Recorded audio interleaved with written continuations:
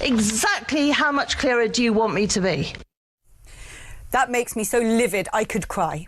That disgusting human being who happens to be the Mayor of London, who also happens to hold the title of the Police and Crime Commissioner as part of... I've just spelt it out. Are you not listening? It's the sort of gangs that groom young girls at a young age for money from lots of... And can you stop interrupting?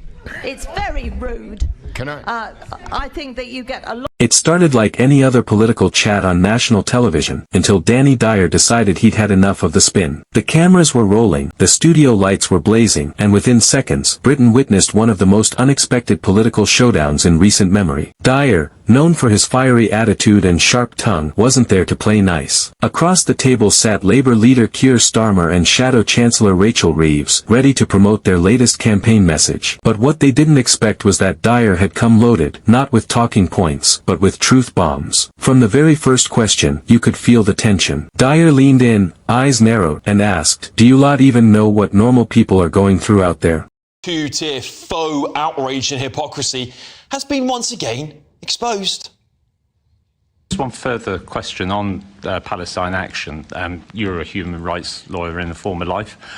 Is the government wrong to be ordering the arrest of pensioners simply for holding up placards? Look, I've got a huge sympathy for those protesting about what's happening in Gaza and trying to bring that to the attention of people in position. The studio went silent. Starmer tried his usual calm, lawyer-like tone, but Dyer cut straight through it. "You're all up there talking about policy papers while families can't afford heating. What planet are you living on, mate?" Reeves shifted in her seat. The audience, both in the studio and online, felt that electric mix of shock and excitement. Dyer wasn't interviewing, he was dismantling. Starmer attempted to regain control. "We're focused on real change," he said carefully, but Dyer wasn't having it. "Real change? You've been saying that for years," he snapped back. "But every time you lot get close to power, it's like you forget where you came from." The look on Starmer's face said it all. He wasn't used to being challenged like this, especially not by someone outside the political class. Reeves tried to jump in, mentioning Labour's economic plan, but Dyer fired again. "Your plan doesn't feed people love. It's just words on paper." The crowd murmured, half disbelief, half admiration. For once, a celebrity wasn't cozying up to politicians, he was confronting them head-on. And what made it even more powerful was Dyer's authenticity. He wasn't quoting statistics. He was talking about his mates, his neighborhood, real lives. "You talk about inflation like it's just a number," he said, "but that number is the reason people are skipping meals." The words hit harder than any political slogan. Then came the turning point, the moment that sent the internet into meltdown. Dyer asked Starmer one question that left him completely frozen. "Tell me one thing you've done, personally, that's made life better for working-class people." The pause that followed was deafening. Starmer hesitated, looked down, and searched for an answer. Reeves tried to fill the silence, but Dyer raised his hand. "No, no, let him answer." The audience erupted. This was no longer an interview, it was an interrogation. When Starmer finally responded, his voice cracked slightly. "We're building towards a fairer Britain," he said. But it was too late. Dyer's expression said everything. "You can't build fairness with speeches," he said quietly. "You build it by standing with people when it's hard." That one line was replayed across every social media platform within minutes. TikTok, X, YouTube. The clip went viral overnight. As the segment wrapped up, the energy in the studio was unlike anything seen before. Reeves tried to recover, offering a rehearsed smile, but Dyer turned his gaze on her. "You've got a good head on your shoulders," he said, "but you need to stop reading scripts and start listening." She nodded, visibly shaken. For a brief second, you could almost see her respect him, not as a celebrity, but as someone brave enough to say what millions were thinking. Backstage, sources claimed that Starmer was furious, not at Dyer, but at his own team for not preparing him. Political insiders later revealed that Labour's communications unit held emergency meetings that evening. The question trending across the UK was simple. Did Danny Dyer just do what no journalist has dared to do, expose the real cracks in Labour's leadership? And as the story spread, people began to wonder, was this just a viral TV moment, or had Dyer accidentally triggered a political reckoning? Because when one man from East London can make the most powerful figures in British politics go silent on live TV, it raises a chilling question. If truth this raw can shake the establishment, what happens when the people start demanding more of it?